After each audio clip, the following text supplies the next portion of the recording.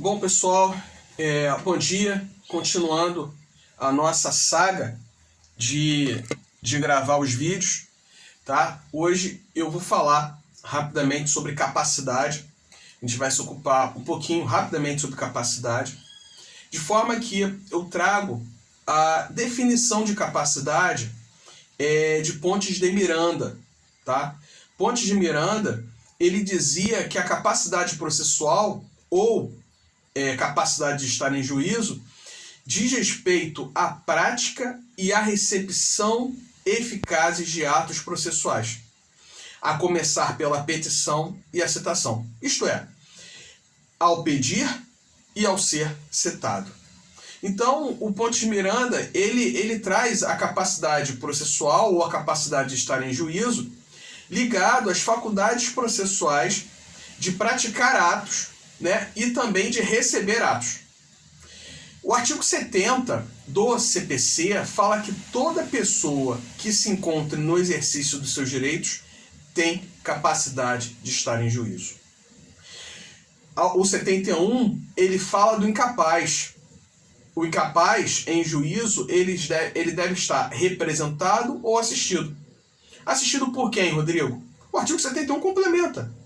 Por seus pais, tutor ou curador, na forma da lei. O artigo 72 é importante, que ele fala também do curador especial. O incapaz que não tiver representante legal, ou se os interesses do incapaz colidirem com o interesse dos seus representantes, ao incapaz será dado curador especial. Tá? Então, quando ele não tem representante, ou quando o interesse do incapaz colidir com o interesse do seu representante, né, ele vai ter um curador especial. Da mesma maneira que o réu preso, o réu revel, citado por edital ou por hora certa, também vai ter curador especial se ele não constituir um advogado. E a pergunta é, Rodrigo, quem é o curador especial? Qual órgão da Curadoria Especial? É a Defensoria Pública, tá? É a Defensoria Pública, e o parágrafo único, ele deixa isso expresso, esclarecido entre nós, tá? Continuando ainda, eu acho interessante a questão da capacidade, da legitimidade de estar em juízo, o artigo 73, que fala sobre o casamento. Em relação a determinadas matérias, em relação, sobretudo, a direitos reais imobiliários, o cônjuge não pode litigar em juízo sem que o outro tenha autorizado. Quando? No polo ativo. Agora, no polo passivo, quando a matéria versar também sobre essas questões, o cônjuge deverá ser citado, ou seja, o polo passivo da ação deverá ser ocupado por ambos. Então, é um detalhe importante trazido pelo artigo 73, que também esclarece que o mesmo se aplica também à união estável. Tá? Além disso, a gente tem a representação de pessoas e entes, lá do artigo 75. Né?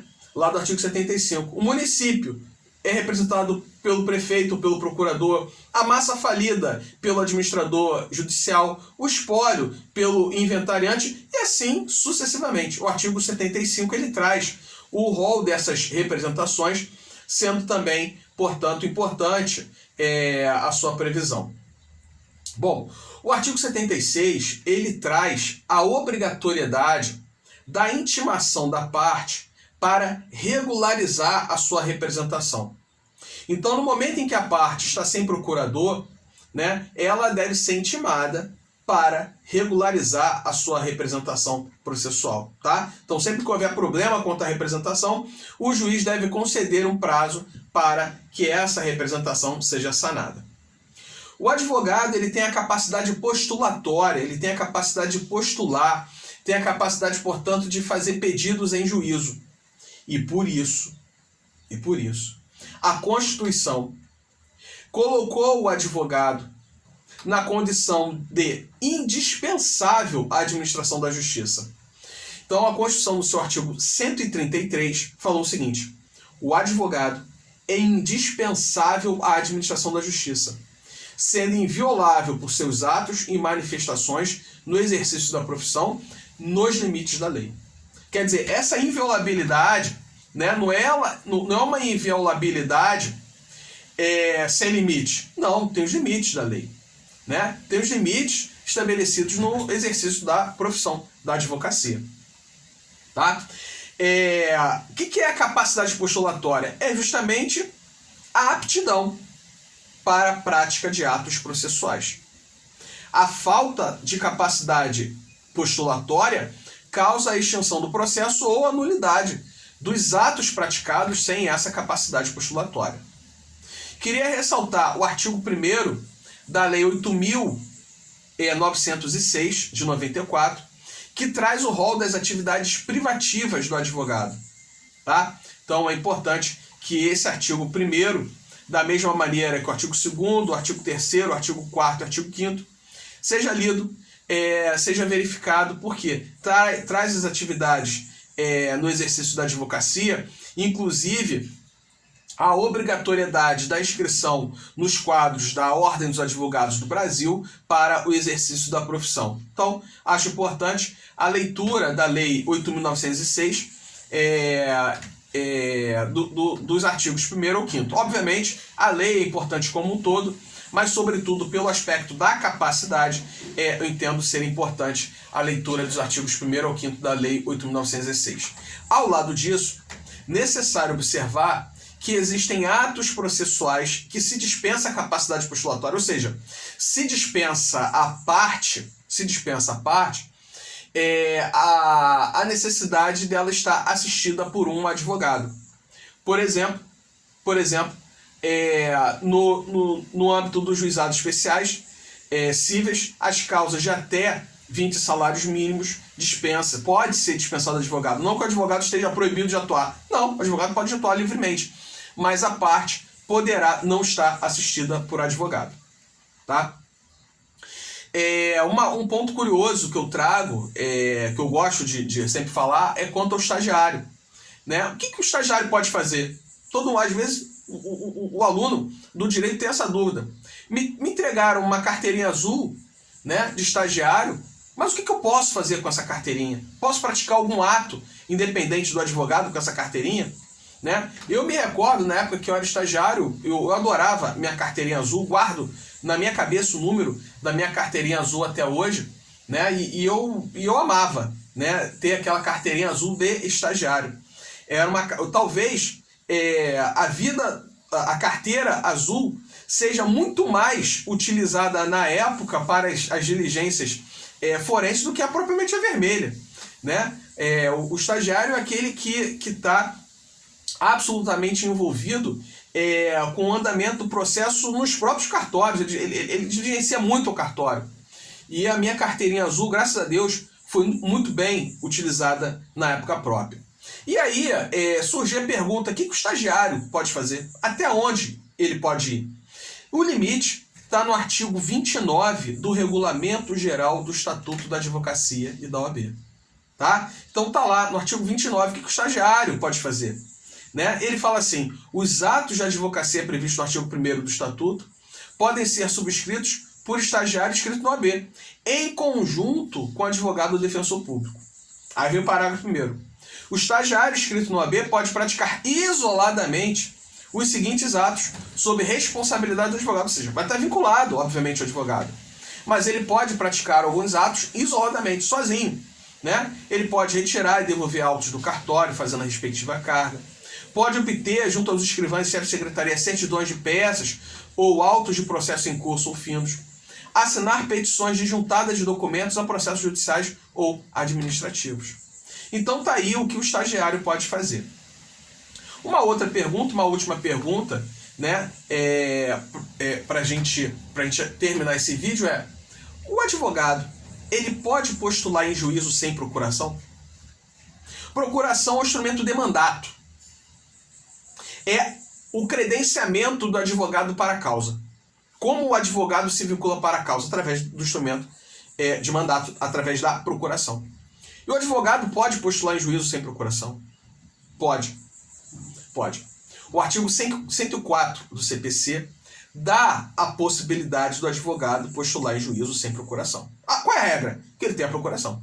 A regra é que ele esteja devidamente credenciado. Então o artigo 104 fala: o advogado não será admitido a postular em juízo sem procuração. Salvo, agora que vem autorização para ele postular, quando o advogado poderá, portanto, postular sem procuração? Salvo para evitar preclusão, decadência ou prescrição, ou para praticar ato considerado urgente. E aí o advogado pode praticar atos postulatórios sem procuração.